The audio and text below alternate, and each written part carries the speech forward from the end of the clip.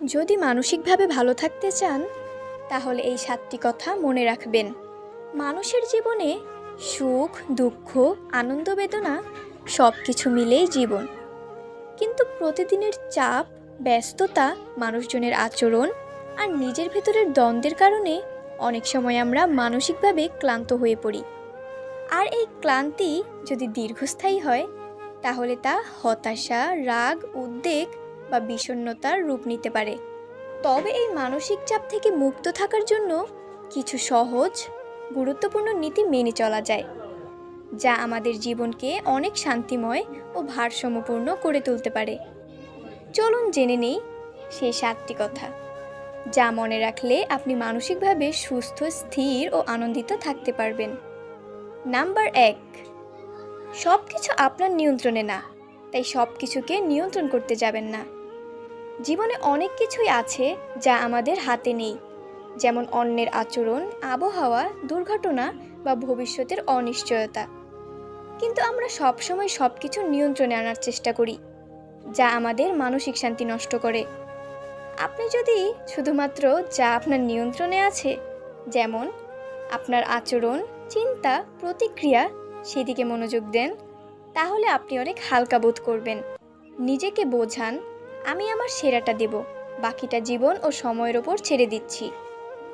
Number 2, নিজেকে ভালোবাসতে শিখুন, অন্যরা না বুঝলেও চলবে। আমরা অনেক সময় অন্যের স্বীকৃতি পাওয়ার জন্য নিজেকে ভুলে যাই, কিন্তু সবাই আপনাকে বুঝবেই এমনটা কখনো সম্ভব নয়। তাই নিজেকে ভালোবাসা, নিজের সীমাবদ্ধতাকে গ্রহণ করা, নিজের ভালো লাগাকে গুরুত্ব দেওয়া খুব জরুরি। আপনি নিজের কাছে যদি ভালো থাকেন তাহলে বাইরের নেতিবাচকতা আপনাকে সহজে নাড়া দিতে পারবে না।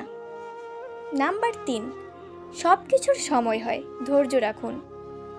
আমরা চাই আমাদের জীবনের সব সমস্যা আজকেই মিটে যাক, কিন্তু বাস্তবতা হলো সব কিছু সময় মতোই ঘটে।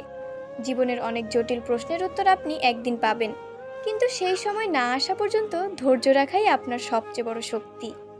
সময়ই অনেক কিছুর সমাধান করে দেয়, আপনাকে শুধু ধৈর্য রাখতে হবে।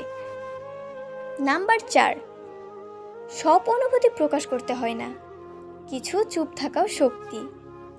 সব সময় আমাদের যেটা মনে হয় সেটা বলে ফেলাই ভালো, এমনটা ভাবা ভুল। কখনো কখনো চুপ থাকাই শ্রেয়। কিছু কথা বলা মানে নিজের মানসিক শান্তি হারানো, বিশেষ করে যদি অন্য পক্ষ শুনতে না চায়, বুঝতে না চায়, তখন নিজের শান্তির জন্য চুপ থাকা দরকার। নাম্বার 5, ক্ষমা করতে শিখুন, না অন্যদের জন্য, নিজের শান্তির জন্য এটা করা উচিত। কাউকে ক্ষমা করা মানেই তার কাজকে সমর্থন করা নয়, বরং এর অর্থ হলো আপনি নিজের মনের ভাব হালকা করছেন, নিজের ভার হালকা করছেন। ক্ষোভ, রাগ বা ঘৃণা মনে ধরে রাখলে আপনি নিজেই ক্ষতিগ্রস্ত হচ্ছেন। তাই ক্ষমা করে দিন, ভুলে যান, এটা আপনাকেই শান্তি দেবে।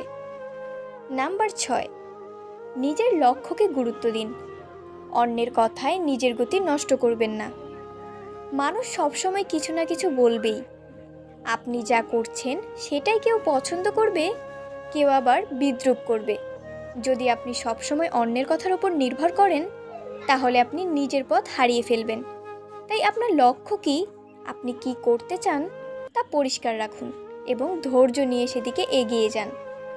নাম্বার 7, প্রতিদিন অন্তত কিছু ভালো কিছুর জন্য কৃতজ্ঞ থাকুন। জীবনে অনেক কষ্ট থাকলেও প্রতিদিন ছোট ছোট সুখের মুহূর্ত আসে।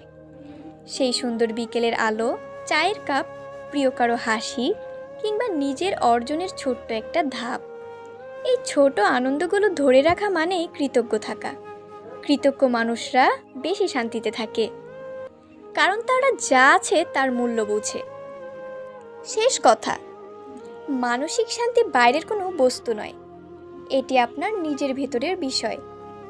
আমরা চাইলে কিছু অভ্যাস ও দৃষ্টিভঙ্গির মাধ্যমে আমাদের জীবনকে অনেক সহজ ও সুন্দর করে তুলতে পারি।